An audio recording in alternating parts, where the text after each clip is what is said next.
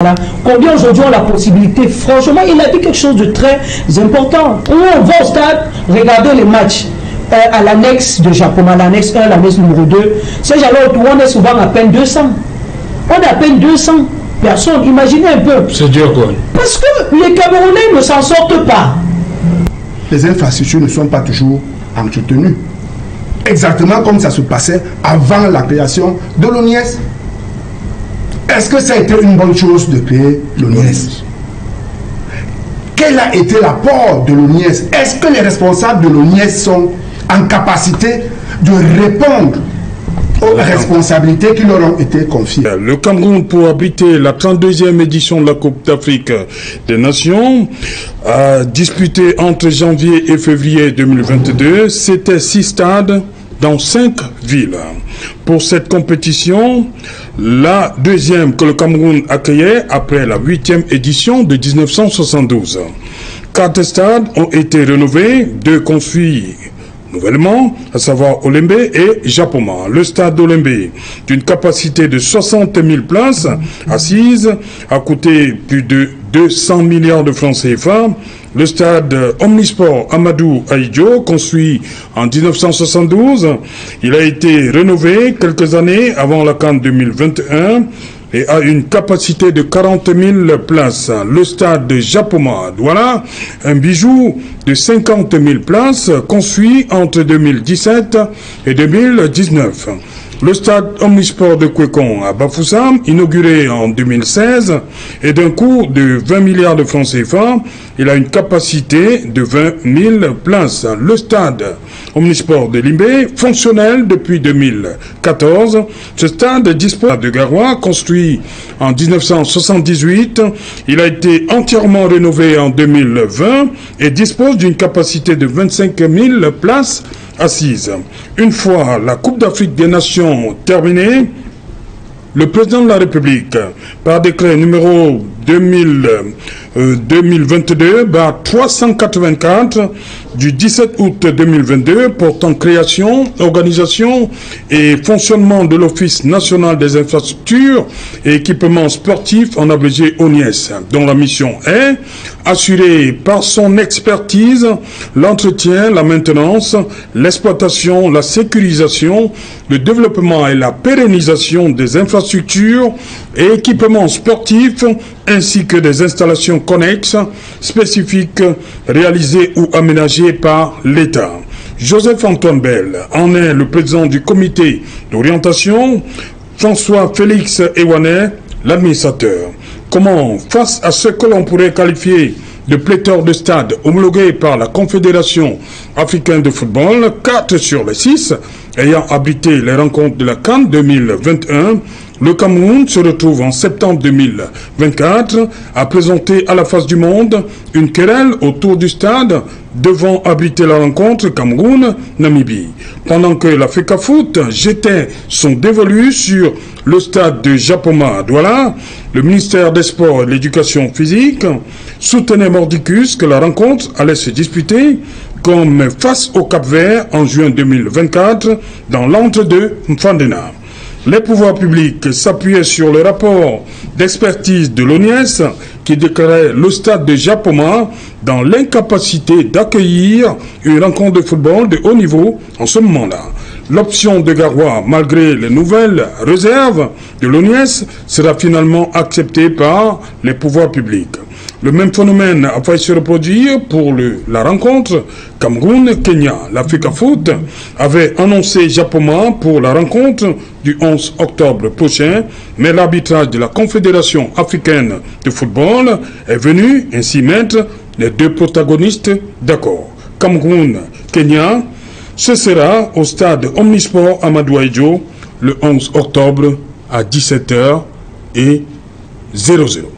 C'est le fait du jour, madame, monsieur. Hermine Mailly, cette question, est-ce qu'il y a un problème de fond? Est-ce que l'ONIES manque de fonds pour entretenir les infrastructures? C'est oui.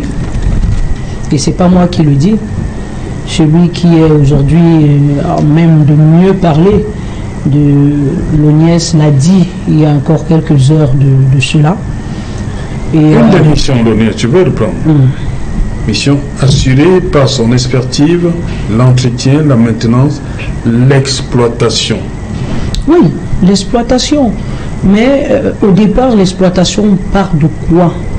Et je pense que c'est ce que Charles Elie a essayé tout à l'heure de vous expliquer pour vous dire que dans le cadre de concertation, de la faisabilité d'un certain nombre de choses, est-ce que l'on a pris en compte tous les facteurs sociaux qui pouvaient nous permettre effectivement de pouvoir rendre ces infrastructures hors compétition rentables au quotidien. Et c'est ça le problème. C'est-à-dire que passer les matchs internationaux, passer les matchs d'union, passer les compétitions que le Cameroun abritera, quels sont aujourd'hui les différents mécanismes que l'on peut mettre sur pied pour pouvoir permettre à l'ONIES de faire des rentrées d'argent et de pouvoir au quotidien justement supporter certaines charges et entretenir ces infrastructures. Voyez-vous, ces jalons autour, ce n'est pas pour rien que c'est au lendemain de la Coupe d'Afrique des Nations organisée par le Cameroun et avec l'arrivée de ces nouvelles infrastructures que le président de la République a mis sur pied cette ONIES. On a encore en souvenir le Gabon au lendemain de sa CAN, la Guinée équatoriale également au lendemain de sa Coupe d'Afrique des Nations, l'état désastreux dans lequel on a retrouvé un certain nombre de stades construits à coût de milliards. Pour dire à un moment donné que pour que cela ne nous arrive pas, qu'est-ce que l'on peut faire aujourd'hui de manière véritable? Mais on n'a pas pensé dans le fond. D'ailleurs même, en ce qui concerne ces stades et tout ce qui va avec ces jalons et tout, on ne les a pratiquement pas terminés. Parce que quand Charles Elie vous dit qu'il faut construire un cadre qui puisse permettre aux uns aux autres, c'est-à-dire l'attractivité, c'est de quelle manière, on rentabilise comment? Le stade aujourd'hui est seulement, il a parlé de 13 stades du côté de Londres, oui, mais il n'y a pas que le football qui est à l'intérieur qui intéresse, c'est-à-dire qu'on a créé aujourd'hui d'autres activités. Et quand on le fait, c'est-à-dire on fait une étude profonde dans laquelle on intègre le contexte social des Camerounais pour se dire, est-ce que en ayant ce stade ici à Japoma, on pourra permettre aux Camerounais, déjà de plan sur le plan démographique, combien de Camerounais aujourd'hui sont du côté est de la ville de Douala, combien aujourd'hui ont la possibilité, franchement, il a dit quelque chose de très important. On va au stade, regarder les matchs. À l'annexe de Japoma, l'annexe 1, l'annexe numéro 2, ces jalons autour, on est souvent à peine 200. On est à peine 200 personnes, imaginez un peu. C'est dur quoi? Parce que les Camerounais ne s'en sortent pas. Les Camerounais, vous n'avez pas dit à quelqu'un qui est à Bonabéry, qui aime bien, je ne sais pas, l'Union de Douala, qui est supporter un fan de l'Union des Astres de Douala. Parce que vous voulez nous dire que les 200 qui sont au stade là, c'est les voisins d'Eric Pépin Bikaï, les gens de Colombon, tout ça. Il n'y a que les gens de Colombon. Pour la plupart. Donc vous dites que les gens de Bonabéry ne peuvent pas arriver au stade? Si, mais pas Colombon. Non. C'est jalon. Il y a ça. Et Yédé, tout ça, c'est eux qui vont au stade. Principalement eux. Comment ça? Est-ce que Yédé était au stade ce jour-là? Ce jour où vous étiez 200? Je ne l'ai pas encore vu au stade. Non, quand même, on est prêt à voler les kilomètres. Est-ce qu'on a cette culture chez nous? Quand vous dites que quand on aime, est-ce qu'on a cette culture chez nous? Ils sont très rares. Aujourd'hui, quand on vous dit football au Cameroun, vous savez les clubs qui rassemblent. C'est-à-dire qu'on va vous dire que Baboutos Football Club de Bouddha, c'est millions de supporters, ils sont capables de faire le plein du stade Amadou Ahidjo en sortant de partout. Ils partent souvent de Bouddha pour venir voir les matchs. Et peu de Tchang. Pareil, hier on a vu le déploiement massif de la colonne sportive du Dja. On voudrait bien aussi que ce déploiement ne soit pas seulement du fait de la finale de la Coupe du Cameroun, mais que ce soit au quotidien pour permettre non seulement à cette équipe de vivre, mais également aux différentes infrastructures qui accueilleront ces rencontres. Justement de pouvoir vivre. Vous savez ce que c'est que 35 000 billets vendus à une seule équipe de la Colombe, je vous l'avais eu, pour 8 500 pour l'aigle royale de la même mois. Imaginez que le même engouement soit connu au quotidien pour aller justement supporter ces équipes pendant les différentes journées de championnat. Parce que c'est ça, la première source de revenus. Les stades vivent de ça, les clubs vivent de ça, c'est-à-dire ces joueurs, ces supporters qui vont dans les stades de manière massive supporter leur club, et ce, quel que soit le lieu où ils sont. Mais on n'a pas cette culture, c'est jamais retourné, on n'a pas peur de le dire. N'ayons pas peur, ils sont encore aujourd'hui très rares, ceux qui peuvent, je vous le dis sincèrement, parce que moi je vais au stade, qui peuvent dire, se permettre de dire que je vais quitter Bonabéry, faire le calcul pour se dire que je vais arriver aujourd'hui à Yassa. Ça va me prendre au bas mot 1000 francs, 2000 en aller-retour pour aller regarder millions de dollars où les Et surtout, lorsque votre équipe a perdu, la distance est multipliée par 2. Fois 8. 2 c'est petit, fois 8, les jambes pèsent. Et de vous dire que même, si c'est pour voir ce que j'ai vu là aujourd'hui, moi je vais encore dépasser mes 2000 demain, ils ne viendront pas. Et c'est parce que justement on a la culture des lions indomptables. C'est pour cela que vous verrez qu'on va arracher les tickets comme les petits pains. Les gens vont même chercher. Vous savez qu'on vous appelle souvent, vous demandez est-ce que vous n'avez pas un billet qui traîne quelque part là? Est-ce que parce qu'on a la culture des lions indomptables, mais dans le sens général, on n'a pas la culture du football. On n'a pas et les lions ne jouent pas tous les jours. Les lions ne jouent pas tous les jours. Sur tout le stade. Et quand vous regardez dans ces infrastructures que la technique nous met comme ça en visuel. Le réalisateur Eric W. Voilà, et ça je crois que ça ici ça doit être Limbé, du côté de Limbé. Ouais. Vous comprendrez bien qu'il a besoin de beaucoup d'énormes moyens pour être entretenu. Kwekon ou Limbé? Kwekon? Non, là c'est Limbé. Oui. Ça c'est Limbé. Oui. Et je crois qu'après il y a Kwekon. C'est beau, c'est très beau. Voilà le Cameroun. C'est le Cameroun. Mais maintenant, pourquoi tant de stades indisponibles? On peut parler de l'indisponibilité, on reviendra parler, parce que après sur l'indisponibilité de ces stades par rapport aux différentes rencontres que vous évoquez, c'est un autre problème. Oui. On reviendra certainement parler de cela, mais pour parler de ces infrastructures en général et questionner ce qui pourrait aujourd'hui justifier l'absence des Camerounais dans les stades et pourquoi on ne joue pas. Parce que comme il a dit tout à l'heure, quand vous venez demander, on ne va pas vous donner Bepanda facilement, on va vous donner l'annexe. Vous allez aller 3500, 4000 personnes, c'est plein. Les gens sont agressés sur les grillages et tout. On a escaladé. Mais on ne pourra pas vous donner facilement. Pourquoi? Parce qu'on va vous dire que l'ardoise ne permet pas de pouvoir vous donner ça aussi facilement. Je crois que le président du conseil d'orientation de l'ONIES s'est largement exprimé là-dessus pour même mettre en exergue les problèmes financiers même rencontrés au quotidien. On l'a vu, des matchs qui ont été délocalisés, l'Africa Foot pour parler de Coupe du Cameroun, a joué presque tous les matchs au centre technique de Bankomo. Est-ce que vous pouvez croire ça? Pourquoi? Parce qu'on vous parle d'ardoise, il faut payer.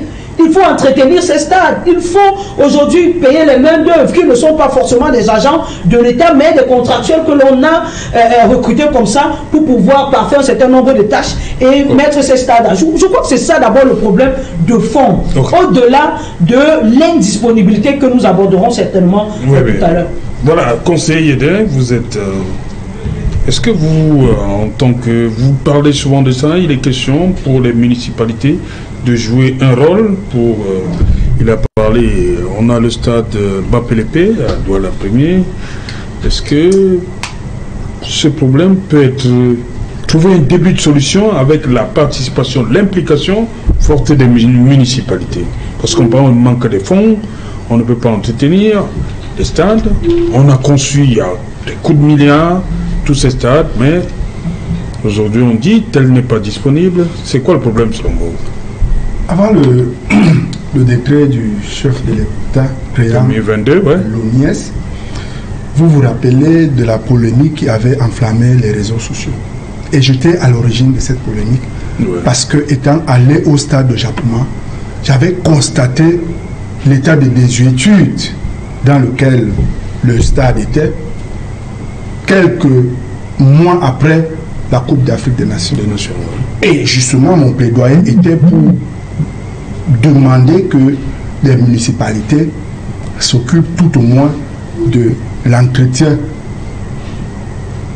des contours des stades, parce que c'est l'une des prérogatives des municipalités. La création et l'entretien des jardins publics. Et donc, la mairie de Douala-Troisième était en mesure d'entretenir les abords des stades. Et ça s'est même fait de manière bénévole à un moment donné. Mais je faisais un plaidoyer pour que ce soit structuré. Alors, le chef de l'État... Échappement, on est en plein Douala-Troisième. Oui. Le chef de l'État a pensé de manière globale et a donné un certain nombre de missions à l'ONIES. Aujourd'hui, ce qui se passe là, c'est le procès de l'ONIES. Est-ce que l'ONIES a efficacement rempli ses missions? Force est de constater que non. Puisque nous sommes à l'état post-ante, les infrastructures ne sont pas toujours entretenues. Exactement comme ça se passait avant la création de l'ONIES. Est-ce que ça a été une bonne chose de créer l'ONIES? Quel a été l'apport de l'ONIES? Est-ce que les responsables de l'ONIES sont en capacité de répondre aux responsabilités qui leur ont été confiées? Je m'amusais. Ça fait à peine 2 ans. Hein. À peine 2 ans. Oui, mais je m'amusais aujourd'hui à relire le décret qui mettait sur pied l'ONIES. Au niveau des sources de financement, on parle de la subvention de l'État, mais on parle de la signature des conventions. L'ONIES doit elle-même faire son marketing, avoir des partenariats. Il ne me souvient pas un partenariat signé par l'ONIES avec quelque structure que ce soit. C'est bien beau de passer le temps à critiquer et de penser que d'autres sont des bossus. Mais quand on a passé 30 ans à critiquer, on devient un bossu. Parce qu'on va continuer à critiquer, oubliant que maintenant nous sommes en responsabilité. Depuis le 1er octobre, on doit rendre la réunification, vraiment c'est la paix. Non, ce que je dis, vraiment, je vous en prie. C'est pas l'impression que nous avons eue quand on a écouté les responsables de l'ONIES. Je dis ceci. Mais ils sont pas là. Nous on n'est pas. Nous on regarde nos stades. Voilà ce que je dis. Ils sont pas là. Nous on n'est pas là pour. Cette ONIES aurait pu. Oui. Je parle par exemple. Pour qu'on se comprenne, les compétitions universitaires, qu'elles continuent à se tenir au quartier, c'est un problème. Ouais. Il y a les compétitions de la FENASCO. Qu'est-ce qui empêche à l'ONIES de signer un partenariat avec le MINSEC? Ça peut se faire. Ils sont restés dans le minimum, en se comportant exactement comme des fonctionnaires. Écoutez, nous avons des voisins qui n'ont pas de stade et qui doivent participer à des compétitions internationales. Centrafrique jouait ici à un moment, mais depuis un certain temps, Centrafrique a choisi un autre pays. Écoutez, à cause du manque de proactivité des responsables de l'ONIES, c'est bien beau de taxer la FECAFOOT parce qu'on pense qu'il n'y a qu'avec la FECAFOOT qu'on peut se faire des recettes et faire face à toutes ces charges. Mais il n'y a pas que la FECAFOOT. C'est un échec, c'est un aveu d'échec que le football au Cameroun ne se joue pas dans les stades. Quelles que soient les raisons qu'on peut évoquer, comment ça se fait que la FECAFOOT et l'ONIES ne parviennent pas à s'entendre pour que les matchs se jouent dans les infrastructures? Nous nous étonnons donc pas que nous ne soyons pas capables d'entretenir ces infrastructures. Voilà le Tchad à côté qui a des compétitions à livrer. Vous pensez que c'est normal qu'il les a joués jusqu'au Qatar alors qu'ils pouvaient jouer ici au Cameroun? Les responsables de l'ONIES, je le dis encore, n'ont pas répondu, n'ont pas satisfait aux attentes qui étaient celles du gouvernement. On leur a donné les mains libres. On leur a donné les mains libres. Ils étaient donc en mesure de créer des partenariats, même avec des structures non étatiques, pour pouvoir avoir des revenus et entretenir les stades. Il a parlé tout à l'heure des collectivités territoriales décentralisées. Mais qu'est-ce qui empêche que le directeur du stade de Japoma ait une convention avec la mairie de Douala-Troisième? Ne serait-ce que pour l'entretien du gazon. C'est possible. La mairie de Douala-Troisième est capable de mettre à disposition ses employés pour faire ce travail-là.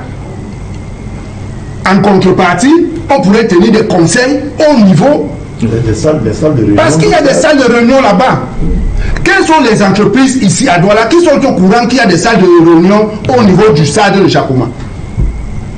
Donc, je vous dis qu'il y a une incapacité notoire, une incompétence notoire des responsables de l'ONIES qui ne sont pas capables de rentabiliser une structure qu'on leur a confiée. Et cette structure-là est complète. Je vous dis, si vous allez au stade de Japoma, vous serez surpris de voir le nombre d'offres que ce stade est capable de faire. Mais combien de personnes sont au courant? vous êtes dans une chaîne de télé, à quel moment est-ce que vous avez passé une publicité concernant le stade de Japoma? Vous pensez qu'ils ne peuvent pas signer un partenariat avec vous, même sans payer, pour un échange de services? Ils ne payent pas. Non, écoutez, ils pourraient bien vous rendre d'autres services également. Quoi? Vous pourrez tenir des réunions là-bas, par exemple. Réunion de quoi? Vous pouvez tenir notre salle ici. Des fêtes là-bas, par exemple. Vous pourrez, il y a plein de choses que vous pouvez faire. De toutes les façons, je ne me mets pas à leur place, mais je dis tout simplement que c'est une mine d'or, n'est-ce pas, qui est entre les mains. Mais je vous dis, jusqu'à présent, les seuls matchs, et on l'a dit, les seuls matchs qui ont pu se jouer là-bas, c'est ceux des Lions indomptables et quelques matchs du championnat. Et pourtant, mieux que les matchs, plein d'activités peuvent se dérouler là-bas.